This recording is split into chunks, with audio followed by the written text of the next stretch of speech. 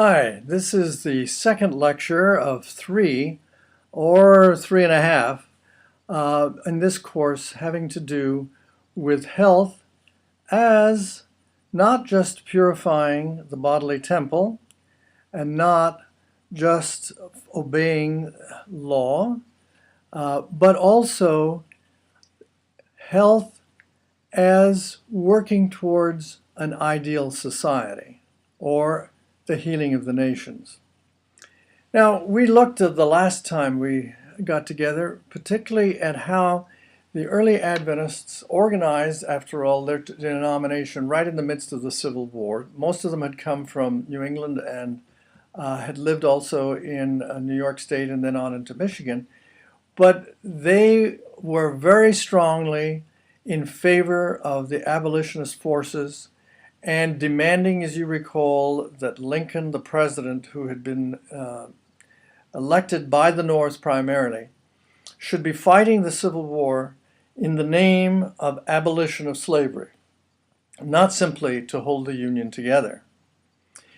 But today I want to look at how, in fact, the Adventists worked in other areas where they understood that reform included health, but health was a part, as George Knight and others that you've read have pointed out, reform was a part of general reform, including getting rid of slavery, but other things as well.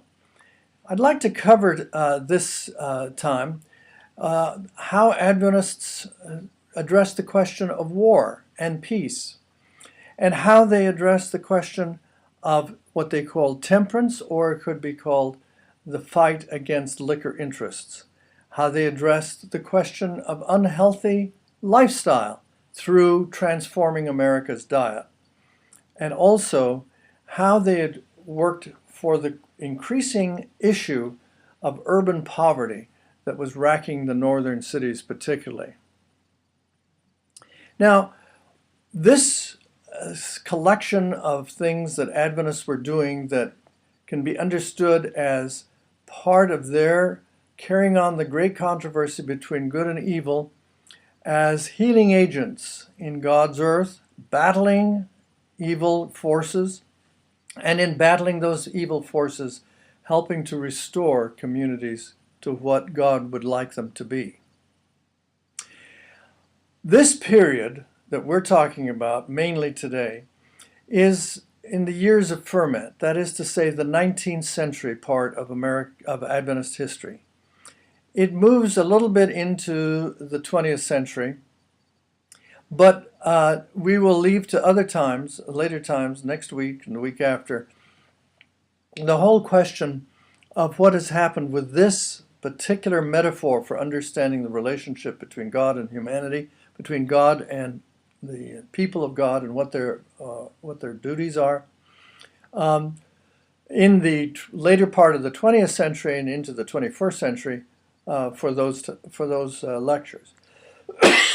Excuse me.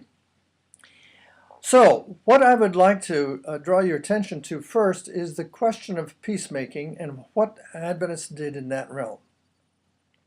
And what's the relevance to health? It's because they put health in this broader context. Excuse me. I'm not as healthy as I should be, evidently. Even before there was a formal Adventist church, 2 years after the Great Disappointment, the Mexican-American War broke out. And this was a movement by President Polk to move into the Southwest and to absorb what is now the southwestern part of the United States. Now, there were people in the North who felt that this war, which started in 1846 and lasted about 2 years, was an evil war. Why? Because the North felt that this war was an attempt of the pro-slavery forces in the United States to extend in the South the territory where slavery would be the order of the day. So you have Joseph Bates really waxing eloquent when he said that America as it conducted this war, was a land of blood and slavery, a heaven-daring, soul-destroying, slave-holding, neighbor-murdering country. Now, this was not held by Joseph Bates and the Adventists alone. John Quincy Adams, after having been president, served in the House of Representatives, and he was one of only 13 people in 1846, in May 13, who voted against this war and was very adamant that this was just a mask for extending slavery into the West. Lincoln opposed this war, and David Thoreau, the poet and writer in New England, Walden Pond fame, he wrote his essay, later a printed pamphlet, Civil Disobedience, and it was a defense of his refusal to pay taxes when America was going to be conducting this kind of a war. So the Adventists were a part of the reforming impulses of the North in saying that you had to be vigilant in opposing slavery. And you remember that they, like other people in the Christian Connection and even the early abolitionists, said that we shouldn't be bearing arms. We shouldn't be using war as a vehicle for statecraft, right? Now, this attitude towards war and the sense that Adventists should help heal communities by opposing war continued into the last part of the 19th century, into what has been called the Spanish-American War. This was 1898 to 1899, right at the end of the 19th century, 32 years later than the Mexican-American War. By this time, in the latest part of the 19th century, the Adventists, of course, had created their denomination in 1863. Ellen White had had her health vision, and they had spanned the whole continent of the United States, establishing Pacific Press on the West Coast, and so on. Now, this war was highly controversial as well. Now, a person like Teddy Roosevelt, of course, became famous because of the charge up San Juan Hill. Teddy Roosevelt had enough money as a rich New Yorker, at least his father was rich, to get his own little battalion and to be the head of it. And even though he had to wear glasses, as I do, he charged up the hill, right? And they won. And the U.S. ambassador to England, Hayes, who had been a secretary for Abraham Lincoln, called it a splendid little war. Out of it, the U.S. got Spain's colonies, including the Philippines, but it was opposed by the idealists of the time. Jane Addams, if you haven't heard of her, look her up on Wikipedia. She was a woman who was the person who established Hull House. We'll come to her name later today. And she won the Nobel Prize for Peace. William James, famous philosopher from New England, who wrote varieties of religious experience. He was opposed to the Spanish-American War. And you've all heard of Mark Twain, presumably. Samuel Clemens, who called himself Mark Twain, wrote Tom Sawyer, Huck Finn, probably, well, considered by many to be the greatest novels in American literature. They all opposed this war. And what did the Adventists do? Well, at the General Conference in 1898 in Battle Creek, from the pulpit of the Battle Creek Battle Creek Tabernacle, George Irwin, the president, said, "We have no business whatever to become aroused and stirred by the spirit of war that is abroad in the land." Now, think about it. This is a little bit like some General Conference president getting up and opposing the Iraq War right in the midst of the conduct of that war, right? A.T. Jones, who was the person who became editor of the Review when Ellen G. White was in Australia, it was considered often to be the person who would most likely know what Ellen White thought when she was in Australia. He wrote in the Review and Herald of 1898, while she was still there in Australia, Christian love demands that its possessor shall not make war at all. And he referred to the splendid little war by invoking Revelation chapter 13, talking about the lamb-like beast with two horns that spoke like a lion. And he said Adventists have talked about one horn of this beast, that is to say, apostate Protestantism. But, and I'm quoting here, very little has been said about the apostasy of the nation from its fundamental principle of republicanism. And he's referring to the conduct of this war, that it is a violation, it is a selling out of republicanism, true republicanism. And Leon Smith, the son of Uriah Smith, who'd been editor of the Adventist Review, said every Christian in America ought to raise his voice in protest. So here you have the Adventists that are not saying we as Adventists feel that we must witness against this by opposing the war. It goes beyond that. They're trying to incite the nation, along with the other reformers, to not rebel, but to oppose the conduct of this war. There's a person named Percy McGann that's relevant to this question of peacemaking in America. Sorry, in Adventism in America. And he wrote a book called The Peril of the Republic, published by Fleming H. Revell, who had also published Steps to Christ, Ellen White's famous book. He had been an educator at Battle Creek College. He established Madison College, and in his 40s he got a doctor's degree, and it was eventually, for many years, dean of the College of Medical Evangelists, the precursor of Loma Linda University School of Medicine. Well, in 1899, Fleming H. Revell published this book, The Peril of the Republic, and he also said that this splendid little war was not splendid at all. It was a violation of the Declaration of Independence and the Constitution. And then I want to quote a couple of paragraphs to show how this tradition of opposing violence in warfare was part of the very fabric of Adventism in these years of ferment. He said, America's character as a nation, first formulated in the War of the Revolution, regenerated and reconsecrated in the War of the Rebellion. Now, notice he's a little inconsistent because he is saying good things about two American wars, but he's using that to contrast with this one, has been ruthlessly sacrificed to colonial greed and rapacious lust.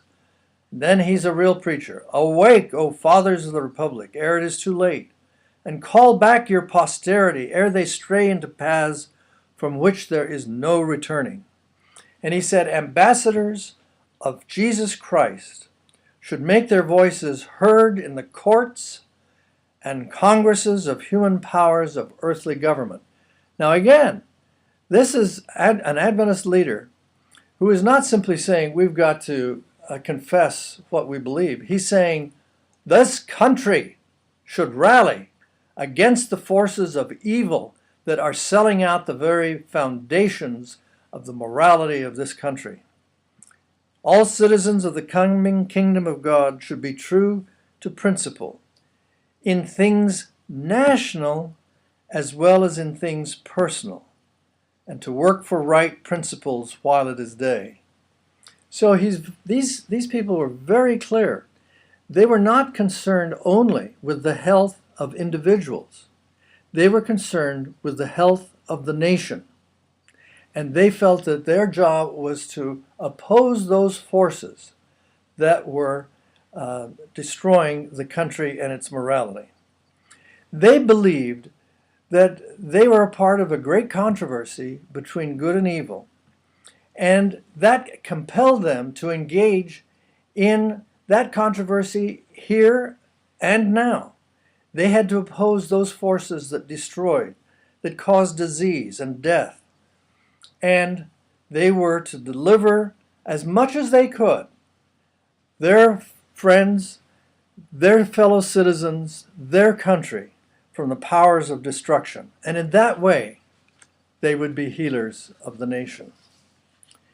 Now that's the issue of peacemaking, and as I said, we're following it in the 19th century. Temperance was another cause that was important for the whole country. Many of the people who had been involved in anti-slavery were also, after the abolition of slavery, also involved in temperance. And we now tend to think of temperance as something where we are learning a lifestyle for each individual to live a longer and more useful life. And it is that. But in the 19th century, in America, this was a political, an economic, a legal, and a moral, and a religious issue, just as slavery had been. And we were understanding ourselves to be in the thick of it. It wasn't that we were advocating something different from these temperance forces, the anti-liquor people, but we felt that behind us was the whole panoply of the powers, seen and unseen, fighting and rebelling against God, who is unseen. And so we find that from 1859, and you remember that was the year when I was suggesting at the very beginning and have suggested in print, 1859 was the time when Ellen White said, well, you know, we have to recognize that time may continue. And in that time, we have to be active in this world. And that included setting up Adventist institutions who were part of the healing of the nations. She, clear back in 1859, wrote in her diary about some men of intemperance, that's an interesting phrase, men of intemperance, who came to Battle Creek and urged the Adventists who were prominent in Battle Creek to stay out of politics. She described this attempt to keep Adventists out of politics as the work of Satan and his evil angels. There's a conflation of politics, if you will, with this battle between good and evil. 1859. 1865, this is just 2 years after the establishment of the Adventist Church, the General Conference in its third annual session, I should say 3 years afterward, said that the casting of any vote that shall strengthen the cause of such crimes as intemperance, that comes first, insurrection, second, and slavery we regard as highly criminal in the sight of heaven. Now that's a General Conference statement. So it is lining up insurrection, which was the South opposing the North that was trying to get rid of slavery, and slavery and intemperance as all being things that were being confronted by the nation, and we regard them as highly criminal in the sight of heaven. Now, Ellen White, as she tried to work with what she understood to be God's will in restoring this world to what it should be, the healing of the nations, very easily aligned herself with a group that was very powerful in opposing liquor, and that was the Women's Christian Temperance Union.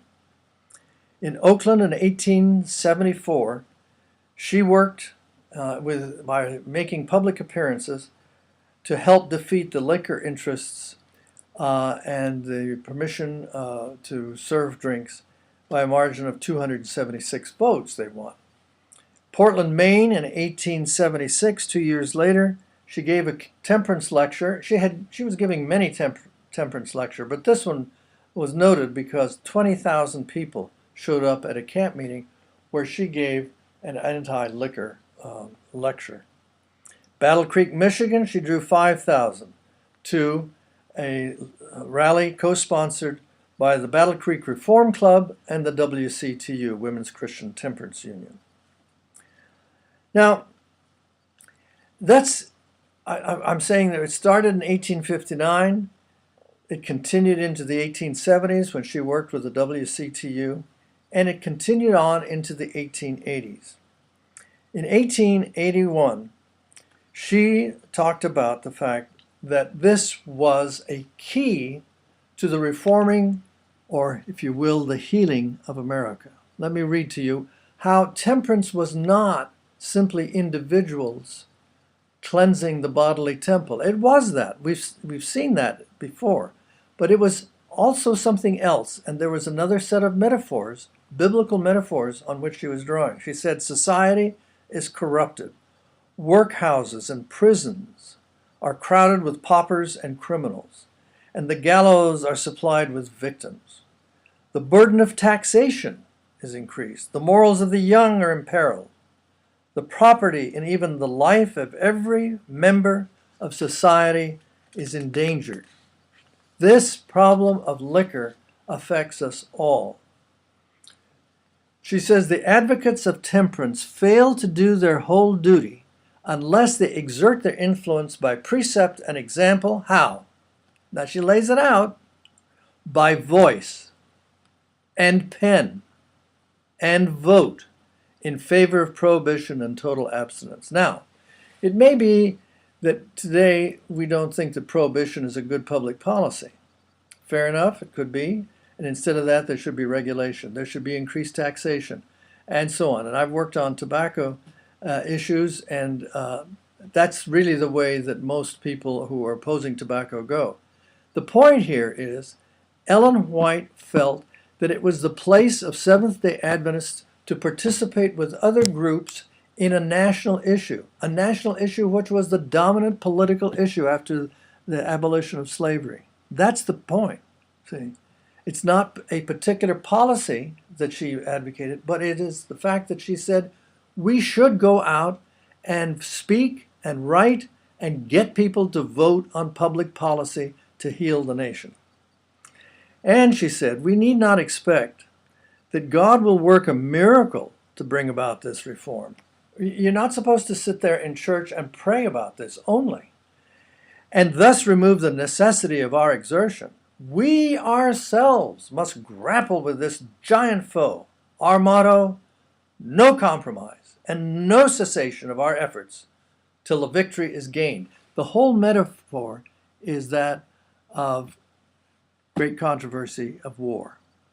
These battle, conflict, victory, this is straight out of a basic stream of biblical passages that see that God relates to not just individuals, but whole groups of people, and that he is battling with those who are opposed to his will for the world. And she said, you know, I shall shock some of you if I say, if necessary, vote on the Sabbath day for prohibition if you cannot at any other time. So, voting, getting involved in the basic major issues of the time that have deep moral significance means that even on Sabbath, you should go and vote. She went in the 1880s and then into the 1890s. She went to New Zealand and Australia. And A.G. Daniels led, this is a missionary from the United States who went over there, was a young man. She got acquainted with him over there, but he led weeks of agitation in favor of legal prohibition in New Zealand. And in 1893, Ellen White came and introduced herself to New Zealand by being a public lecturer about temperance and prohibition. Now, while she was down in New Zealand and Australia and getting better acquainted with A.G. Daniels, whom she later, we'll talk about that in a little bit. She came back with him to the United States, and he became very important. But while that was going on in Australia and New Zealand, in the United States, the WCTU, the Women's Christian Temperance Union, coalesced and created a coalition with the National Reform Movement. On what issue? On the issue of passing laws to protect Sunday observance. And that meant that you would close saloons on Sunday, right? And also not carry on commerce. Well, in the United States, there were Adventists who wanted to distance ourselves from the WCTU because they were trying to legislate religious observance. Sunday is over against Sabbath. And so there were women, more than one, but there's one particularly, S.M.I. Henry. There were women who had worked with Frances Willard, the leader of the WCTU. Frances Willard is a very important woman, historical woman in American, the 19th century in America. And S.M.I. Henry had had some health problems. She went to Battle Creek, and she was eventually baptized as an Adventist and had a regular column in the Adventist Review opposing liquor. But they tended to muffle her and others who had been part of the WCTU that were now Adventists because of this problem of the WCTU advocating Sunday observance. And not only Sunday observance, but passing laws for it. Ellen White, though, remained loyal to the WCTU even in spite of this. She says, there should be every effort made to reach the WCTU. Let them understand that Seventh-day Adventists will work in connection with them as far as possible in the good work they are doing, and give them an opportunity to become acquainted with the Sabbath-keeping people whom they are, many of them, opposing. She was very, very upset in private communications about the treatment of S.M.I. Henry. As soon as she got back, 1901, just over what I divide as the years of ferment and the years of consolidation. But in 1901, she starts cooperating with the WCTU and the YMCA to stage temperance rallies in the East and the Midwest. So this is something that she is consistent with.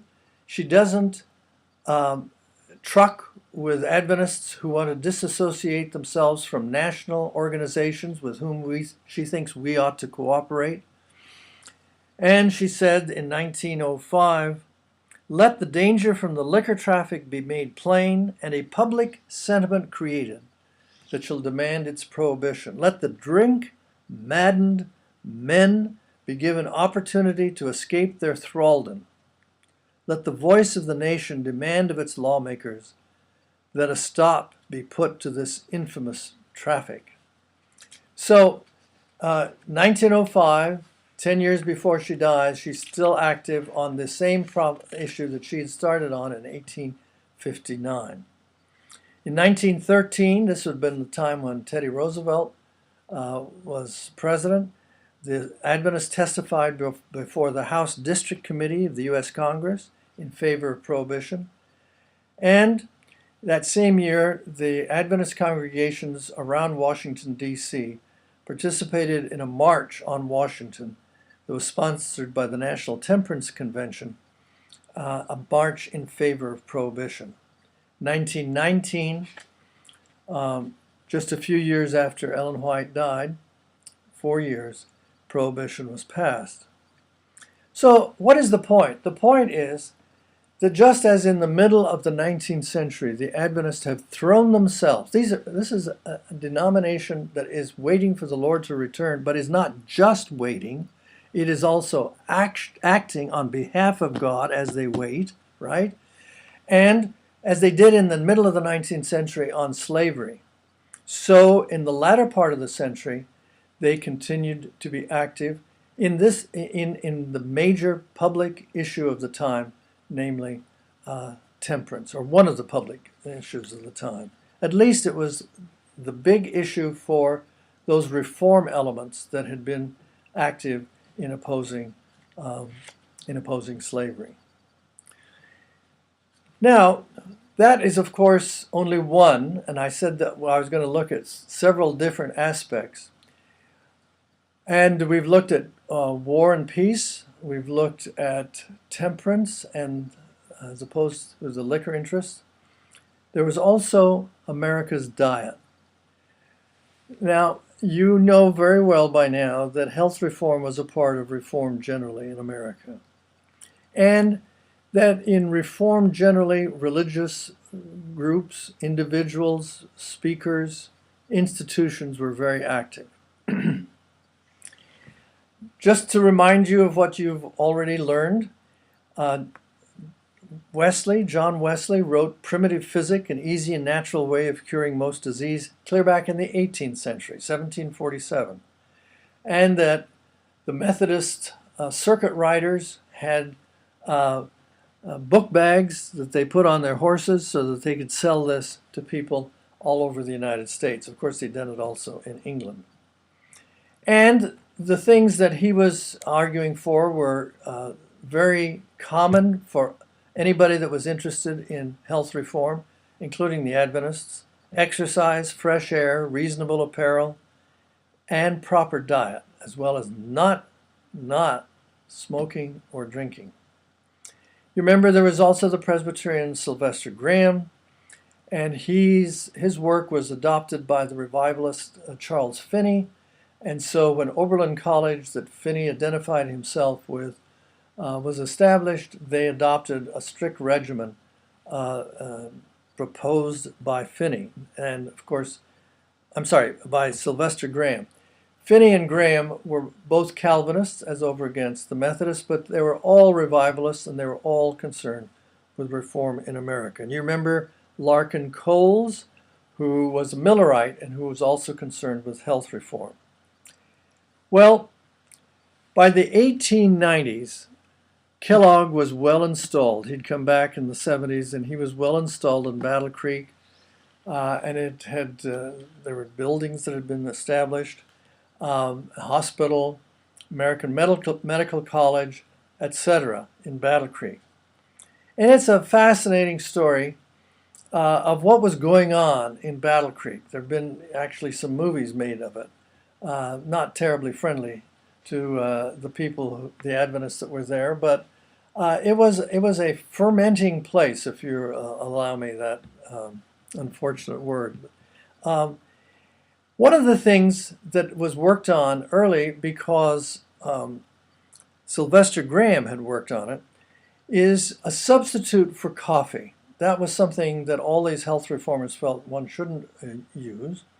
So Jackson's Home on the Hillside, where so many of the early Adventist leaders went when they were sick, it was quite an establishment. If you see pictures, I think you have some in the materials that have been given to you.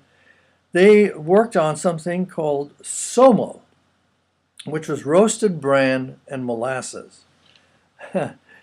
Well, by the time the Adventists in Battle Creek were starting to work on this, they felt like they should try to make it more palatable. So they created something called caramel cereal coffee to improve the taste. This was already being tried at the Western Health Reform Institute, remember, which is what the first iteration of Adventist Health Institution was in Battle Creek, Western Health Reform Institute. Well, there was a fellow named Charles W. Post, who was an employee of Battle Creek, who started working on this issue as well. And he put together a combination of wheat, and you remember that was a favorite of Sylvester Graham, wheat, beans, and molasses. Now, beans were legumes, and so they were supposed to be good in protein. So you had wheat, protein, beans, protein, and then molasses, presumably to make it taste a little better. And Post, of course, ended up working on cereals as well. But he began with this, and he called it Postum, right, which is still around. Now, there were people around John Harvey Kellogg that said, you know, this fellow is lurking around our institution, and he's stealing things from us, ideas, and then he's making money off of it.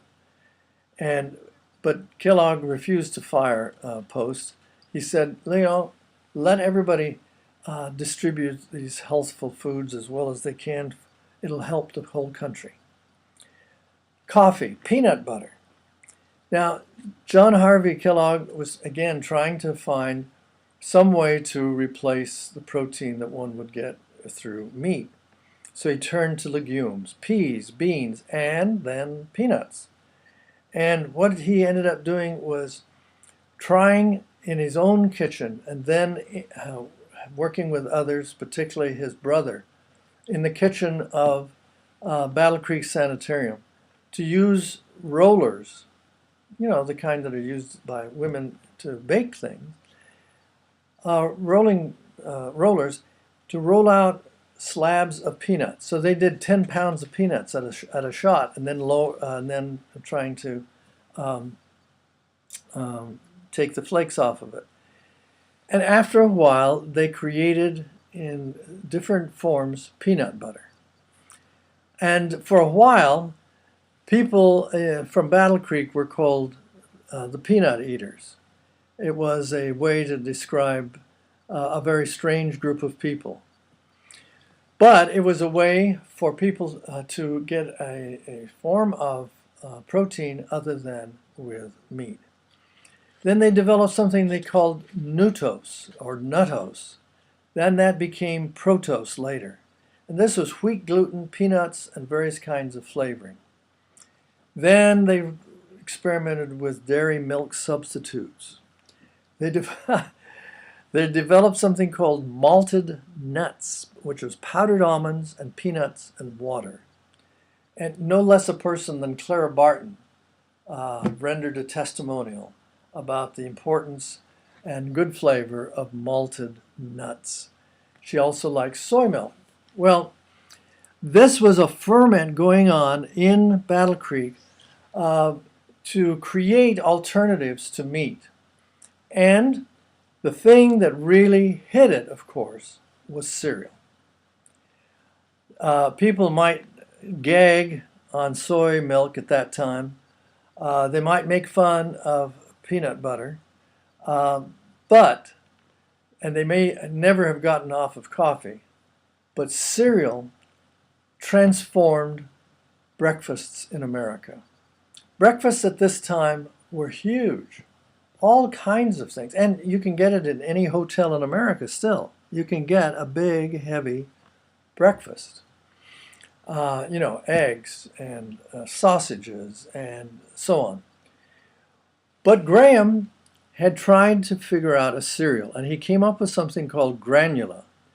This was health reform flour, of course, wheat for him, water, slow baked into sheets, and created unleavened bread. And then it was broken up into smaller pieces, and you would put cold cereal or some milk on top of it, right? So that was granula. Well, again, the Kellogg brothers, there was John Harvey Kellogg and W.K. Kellogg, his younger brother. They wanted to make it a little more palatable. So they, to the flour, added water, cornmeal, and oatmeal. And it's called granola. And to this day, of course, there's granola sold in the stores, and there were some strains of granola that were developed in Europe. And frankly, they taste good right now. But he kept working, and so they finally developed something called Granos Flakes. Now, these were the brothers Kellogg produced this. And it involved boiling and steaming wheat and bran for an extended time.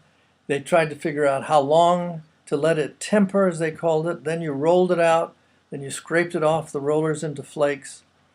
In May 1894, John Harvey Kellogg finally gave in and took out a patent on making flaked cereals. And he wrote it in such a way that it wasn't just wheat, but it was all kinds of flake cereals: wheat, barley, oats, corn, and other grains. So he had locked up this patent. It was in 1898, quite a while after they had started, that they developed the first cornflakes. W.K. Kellogg was a salesman. He was the one, of course, who established the industry that became what we know as Kellogg's, and at this time, and he added malt and sugar while John Harvey Kellogg was in Europe. John Harvey came back and was furious about this adding of sugar, but it stayed in. Unfortunately, these brothers began to fall out with one another after John Harvey Kellogg was disfellowshipped. Cereal companies mushroomed in Battle Creek. There were 40 cereal manufacturing companies between 1902 and 1906. And these two brothers fought and fought and fought over who was going to own this Kellogg industry. And in the end, WK, of course, won. The Adventists also continued to produce health foods. And so some of these have become very prosperous in different parts of the world, particularly in New Zealand and Australia.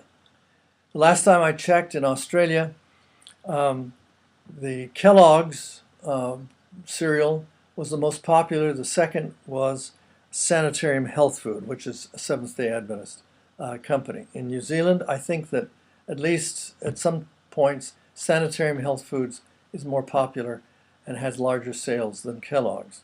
But it's interesting that Battle Creek does very well under the Southern Cross.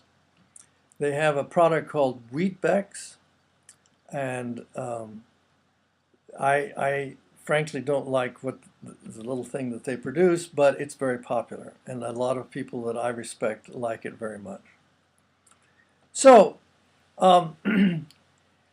when Adventists and others think of Adventists doing something a little bit unusual and a little bit quaint in developing peanut butter and cornflakes, what is overlooked is the fact that this has improved the health of the United States enormously by having a much more healthful breakfast diet.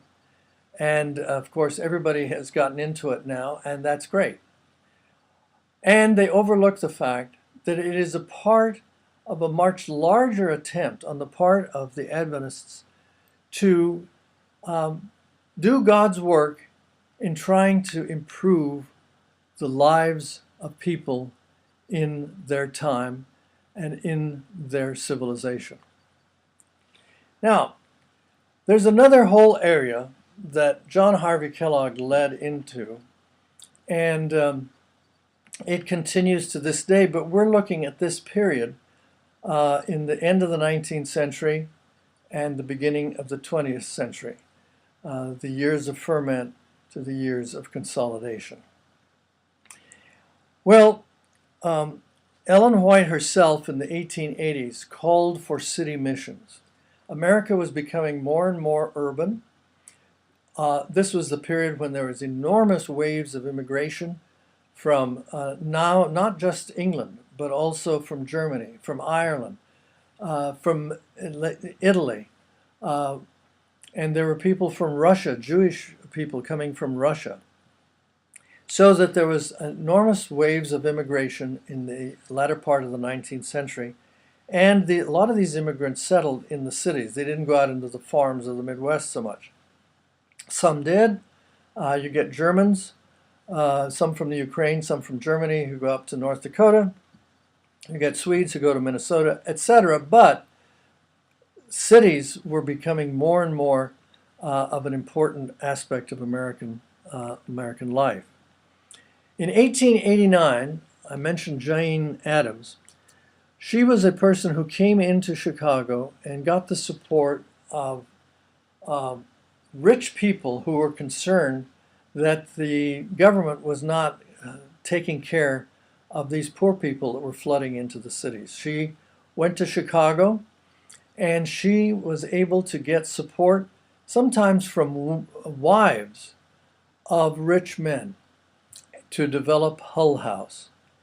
And it was named after, this Hull House was named after a family who produced Cordell Hull, who was later FDR's, Franklin Delano Roosevelt's Secretary of War. That's, of course, later in the 20th century. But it was out of Hull House that a lot of amazing things happened for reform in America. What she did was to gather together people who were motivated to help the poor, but they were also people who studied problems. And they brought together problems with the information that might help to address those problems. Out of that came proposals for the 8-hour working day.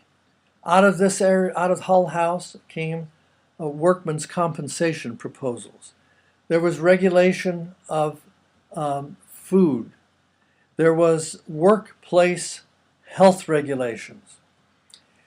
Now, this was a place where the poor were welcomed and the poor were taken care of through schools and all kinds of things. It was a settlement house, which meant that it was an urban downtown community where there was an attempt to bring together expertise with needs. And in Hull House emerged what later became, in the University of Chicago, an attempt to create disciplines that would address what was happening in America with urbanization and industrialization and immigration. Out of Hull House and the University of Chicago came the whole discipline of sociology in America. Urban studies came out of Hull House, University of Chicago. Urban architecture, social work.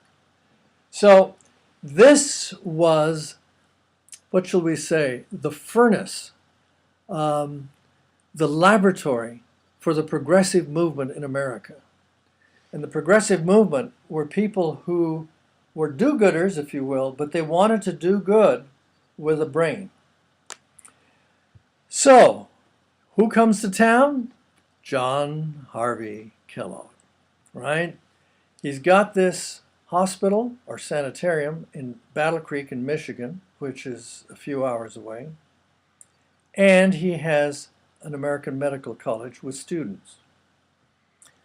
Well, what he wants to do is to take those students and plunge them into the ferment. I'm using that word a lot today, aren't I? The boiling of ideas and impulses to reform America that were going on in Chicago. He wants his students to be plunged into that and learn from it. He had also been influenced by going to New York and seeing the Bowery Mission. In England, George Dowcont had started such a mission, and then it was brought to the United States, and then Chicago went even better with the settlement house. So in 1893, he's been around almost 20 years in Battle Creek. So he goes to the president of the General Conference, and he persuades the president, one O.A. Olson, to create the Seventh-day Adventist Medical Missionary and Benevolent Association. Now, you've been exposed to that before, but it comes in again. And secondly, to make Kellogg the president of it. This SDA, the Seventh-day Adventist Medical Missionary and Benevolent Association.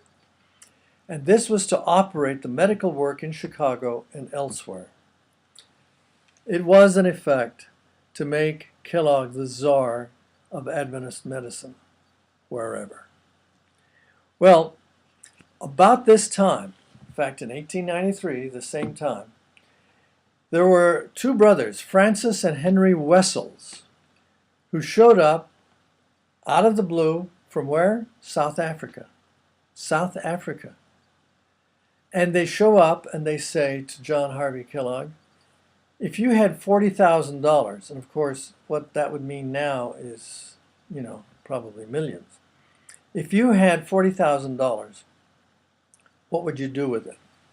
Well, John Harvey Kellogg learned that these brothers had had a farm in Kimberley in South Africa, and diamonds had been found on their farm.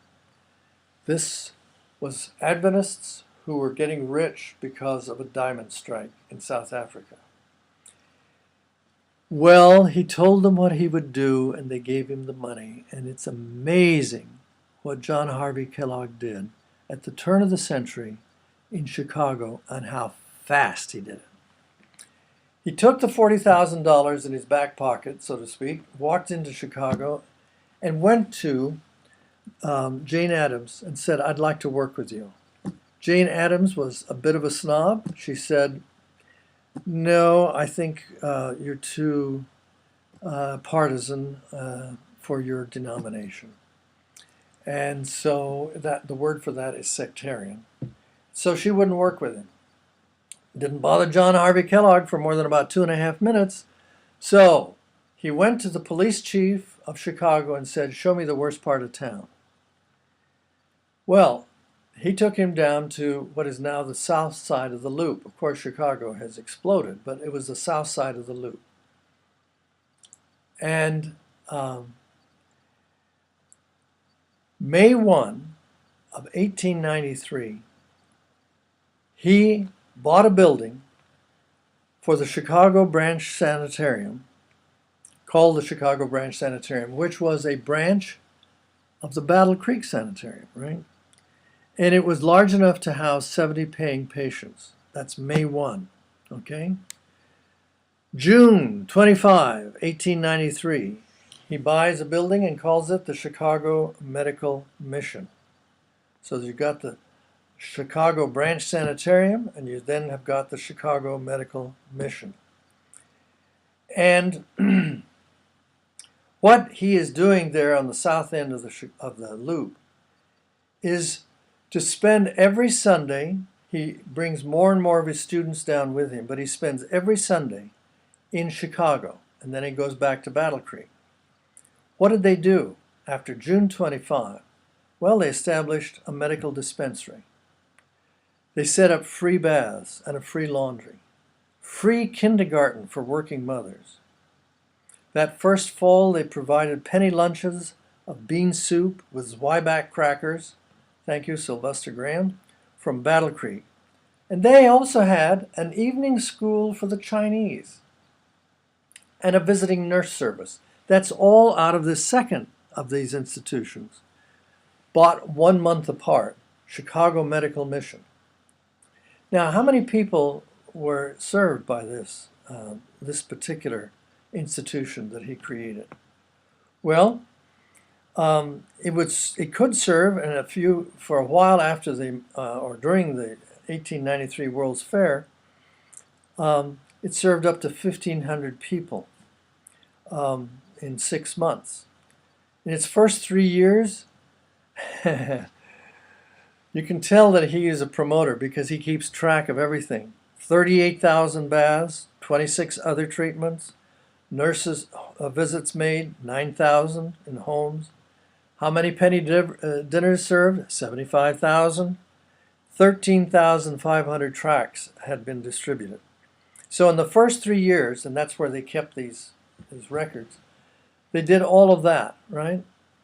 But that's two institutions, right? Chicago Branch Sanitarium and the Chicago Medical Mission.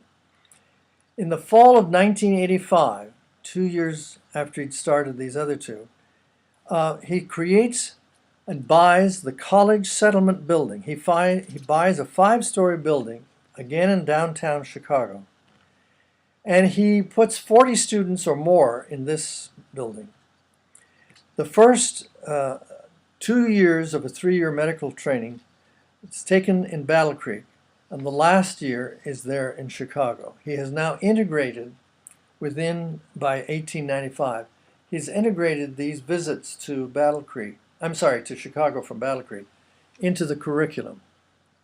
And this dormitory for medical students and nurses, of course that was very inexpensive labor that he was providing to provide services in this college settlement building, was a day nursery, a kindergarten, free laundry for women, school of health, where they taught first aid, home hygiene, child training, diet, dress. There was a free employment agency and placement service because there was so much unemployment. People needed to be helped to get a job so that they could take better care of their families. There was 8 visiting nurses circulating in low-income areas around the building. And this is really, really interesting. medical students organized or ran clubs of newsboys and bootblacks. How many do you think? Clubs of newsboys and bootblacks. These are kids trying to earn money for their families. 75 clubs of those. All right? The next year, he starts now what is the the fourth institution in Chicago, the Fourth Adventist Institution. He finds a church that has been turned into a flop house during the World's Fair around the turn of the century. He buys it, and he creates dormitory-style rooms that can house how many people? 400 persons a night. There's a hall for religious services, and in order to be able to have a bed, you have to take a bath and have your clothes fumigated, okay? Meals are served for a pittance, a penny often for a meal. Temporary work is provided, weaving carpets, making brooms. In the first year, they kept track. How many individual nights lodging? 70,000. How many meals served? 60,000. Now, this is the fourth institution created. Then he creates still a fifth one in 1896. The Lifeboat Mission and Lifeboat Rescue Home. And in this, 20 girls at a time could live there.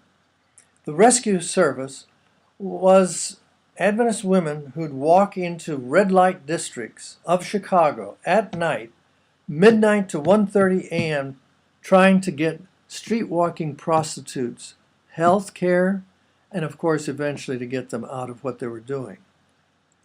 These are nice women, and some of them were very, high society women that were drawn to what the Adventists were doing, and they would join them, going out and talking to these girls at the middle of the night.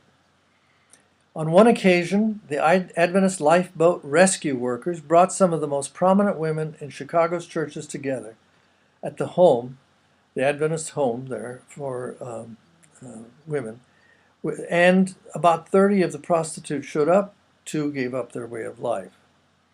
And they kept statistics because they wanted to get support. And so the lifeboat mission, they said, in the first year persuaded 75 girls to leave the streets. In addition to these 5 institutions, they eventually bought land just outside of Chicago where people who they felt needed a little more time to get over their problems could go and live, okay? Then they also, in 1896, created the Lifeboat. It's a journal. And it was dealing with all the reform topics that were going on at Hull House, right?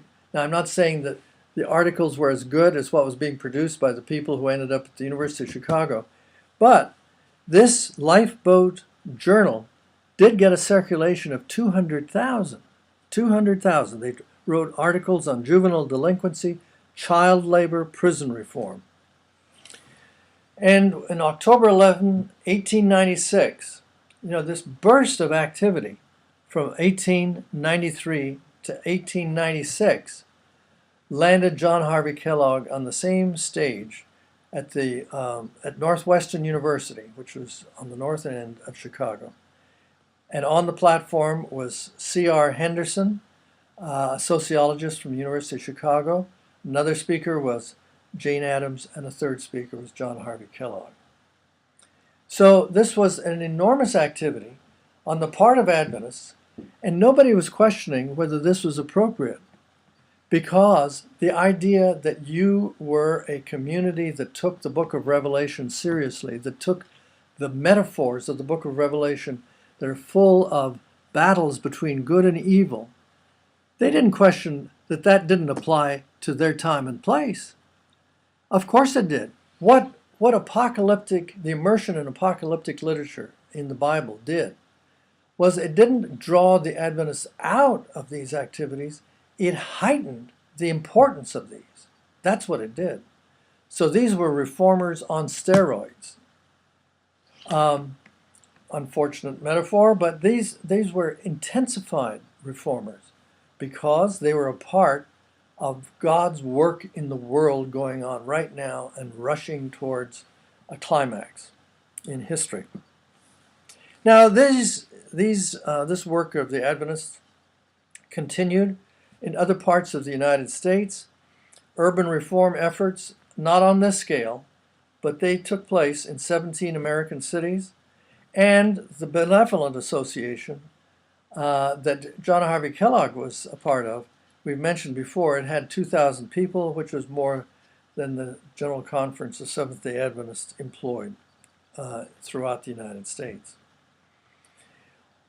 John Harvey Kellogg made sure that while he brought social reform into the curriculum of medical school training, he still got those students past examinations that meant that his students were hired across the country. And the state examining boards recognized, and several states around the country, what the graduates had accomplished. And the degrees were recognized by the London Medical Council, something that Kellogg was very, very proud of. Just a last little statement about this. What he was doing, what Kellogg was doing in his hospital, which he called a sanitarium, we have already said was bringing together what he thought was the best of health reform with regular medicine. He had, after all, gone and gotten a regular medical degree. He started off going to health reform medical school, didn't think that was sufficient, so he got one from Bellevue, a degree from Bellevue, which was very good. And he melded that in the practice of medicine at Battle Creek. Now, he did some things that today might seem very strange. He had some very strange ideas that we think today about sex, but that's what he was doing. And he did the same thing in health education. That's my point. Well, Stephen Smith, the founder of the American Public Health Association, called the American Medical Missionary College the most important educational institution in the world. Now, he may have been wrong, but he was the founder of the American Public Health Association, and it was a tribute to what John Harvey Kellogg had the courage to do, which was to say, you know what? These principles that have been important to us since 1844 and before, those are still relevant to medicine. And we have to see medicine within the context of this great controversy between good and evil. And we must do it in a way that helps the whole society. He was not just talking, he talked about purifying the bodily temple, certainly did. And he certainly talked about following the laws of health, but he also had this urgency, this intensity to try to heal the nations. Now, I'm going to draw this to a close here, but and we will talk about the expansion then of this idea of carrying on this controversy between good and evil, not just as a war, but as a way of healing and restoring God's creation. Next week, as we see what the Adventists did as they went around the world. It's got some dark chapters in it, but it has some other very interesting chapters. Let me just say that this is the 8th lecture, and I appreciate that several of you have been in touch with me about your project. I'd encourage others of you to also get in touch with me. The ones that people have talked to me about seem to be very interesting, but it's time to get in touch. I also have appreciated things that I've read on, from your communications with each other, and also, of course, your papers where I have responded to you. So, until next time, goodbye.